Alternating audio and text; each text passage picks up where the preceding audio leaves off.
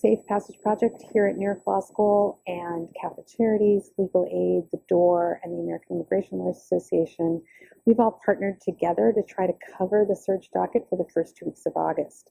So we're bringing teams of volunteers and lawyers to at least meet children at the courthouse and give the families some information about their right to stay here. So tonight we had a training with about 120 people who attended.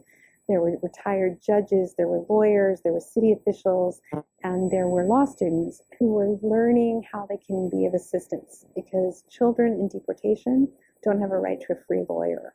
We need volunteers to come forward to assist and help these kids. We explained some of the ways children can stay in the country. A lot of these children have claims for child protection under the refugee and asylum law.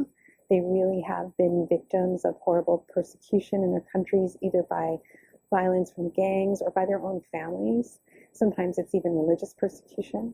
And further, the children have special protections if they can access a family court through a guardianship, custody, even an adoption proceeding. Some of these children could stay in the country if the family court found it was not in their best interest to be returned, because there's no parent who can care for them, or they only have one parent who's available and they've otherwise suffered abuse, neglect, or abandonment. So it's very complicated law, and no pro se unrepresented child should be asked to try to navigate the complexity of at least 3 or 4 agencies and courts.